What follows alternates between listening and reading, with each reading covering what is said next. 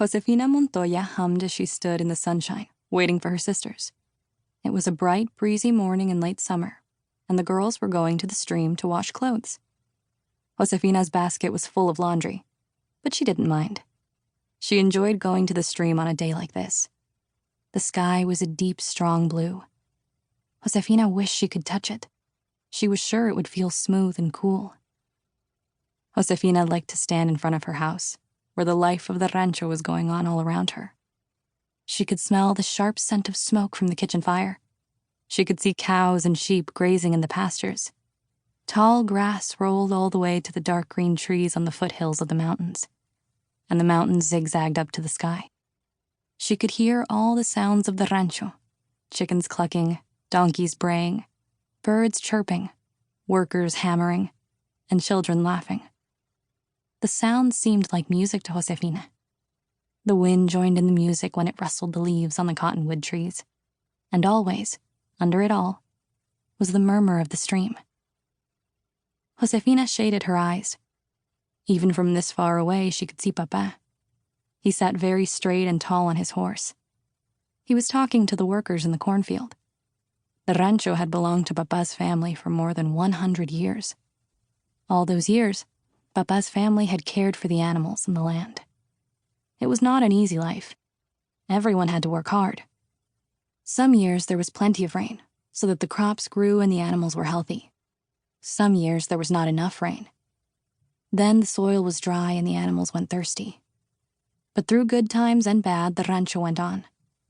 It provided everything Josefina and her family needed to live: food, clothing, and shelter. Josefina loved the rancho. It had been her home all the 9 years of her life.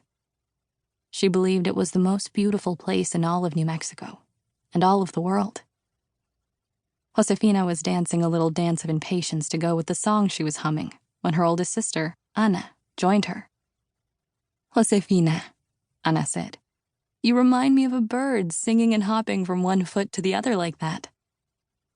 "If I were a bird," said Josefina with a grin, "I could have flown to the stream and back 20 times by now.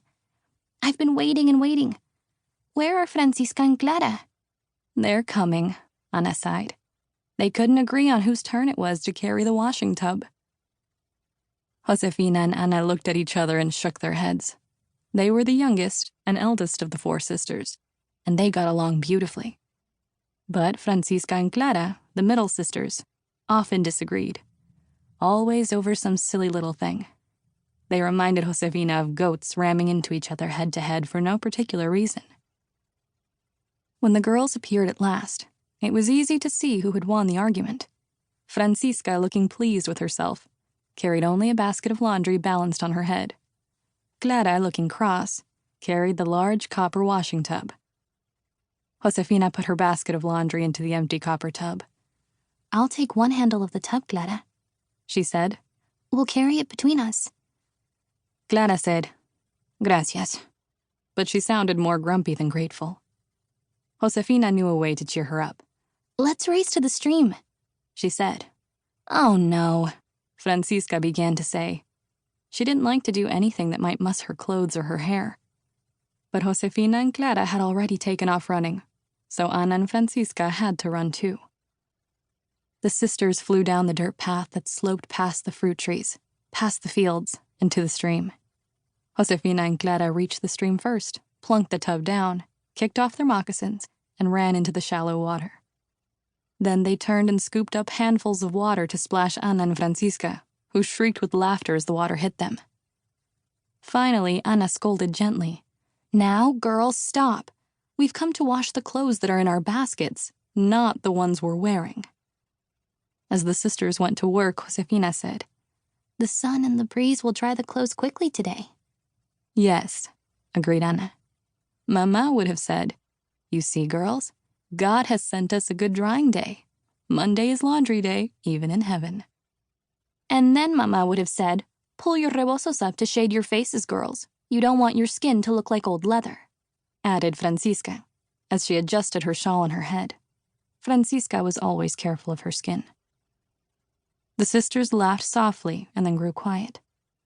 Speaking of their Mamá always made them thoughtful. Mamá had died the year before. The sorrow of her death was always in their hearts. Josefina looked at the stream flowing past and listened to its low, rushing sound. Since Mamá died, she had learned a truth that was both bitter and sweet. She had learned that love does not end. Josefina would always love Mamá, and so she would always miss her.